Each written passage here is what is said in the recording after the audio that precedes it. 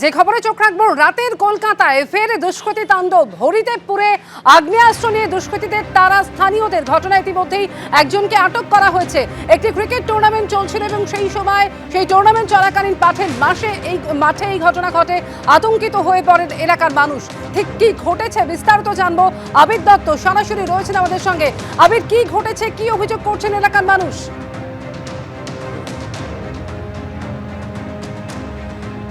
দেখো, গতকাল রাত্রিবেলা এই ঘটনা ঘটেছে, যেটা জানা যাচ্ছে স্থানীয় সূত্র থেকে। ঠিক যে জায়গায় আমরা দাঁড়িয়ে রয়েছি, এই তারামণি ঘাট রোড, সেই তারামণি ঘাট রোডের এই যে মাঠ, সেখানে ক্রিকেট টুর্নামেন্ট চলছিল।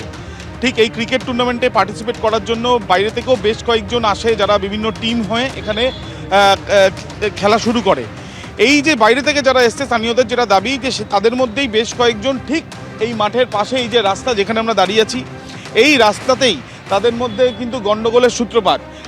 পুরনো কোনো শত্রুতা বা টাকা পয়সা জনিত কোনো বিষয় নিয়ে গণ্ডগোল, তাদের মধ্যে মারপিট হয়, আহত হয় একজন। এরপর যেটা অভিযোগ সেটা গুরুতর, যে আগ্নেয়াস্ত্র উঁচিয়ে কিন্তু ভয় দেখানোর অভিযোগ।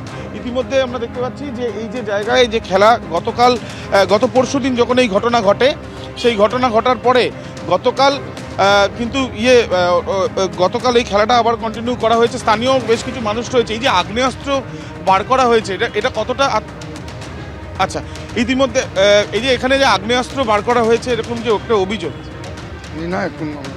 আচ্ছা, অনেকেই যারা এখানে ছিলেন না, তারা এখান দিয়ে এখানে ছিলেন না, যারা ছিলেন তাদের সঙ্গে আমরা কথা বলেছিলাম। তাদের যেটা বক্তব্য, যে এখানে এই ঘটনার পর তারা কিন্তু যথেষ্টই আতঙ্কিত। এবং এই যে জাগরণী সাংস্কৃতিক সংস্থা লেখা রয়েছে যে ক্লাব, সেই ক্লাবে তার পরবর্তীকালে এই ক্লাবের কর্তৃপক্ষের তরফ থেকে পুলিশকে খবর দেওয়া হয়। পুলিশ ঘটনাস্থলে আসে। ইতিমধ্যে আমি দেখাবো পুলিশের গাড়িও এখানে রয়েছে। এবং তার সঙ্গে সঙ্গে যেটা জানা যাচ্ছে যে পুলিশের তরফ থেকে একজনকে ইতিমধ্যে আটক করা হয়েছে। কিন্তু কে বা কারা এখানে আসে, এই আগ্নেয়াস্ত্র কোথা থেকেই বা পাওয়া গেল, এবং আগ্নেয়াস্ত্র উঁচিয়ে ঠিক রাত্রি 10টা থেকে 10:30 নাগাদ যখন এই টুর্নামেন্ট চলছে, স্থানীয় প্রচুর মানুষ এখানে, এবং তার সঙ্গে সঙ্গে ছোট থেকে বড় বিভিন্ন বয়সের মানুষ এখানে ছিলেন, সেখানে এইভাবে মারপিটের ঘটনা এবং তারপরে আগ্নেয়াস্ত্র উঁচিয়ে ক্ষমতা প্রদর্শন, তা নিয়ে কিন্তু চাঞ্চল্য ছড়িয়েছে এলাকাতে।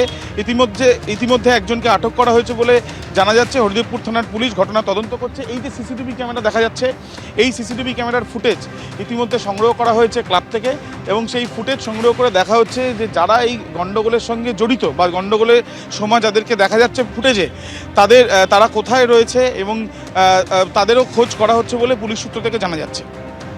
ধন্যবাদ আবির তোমাকে।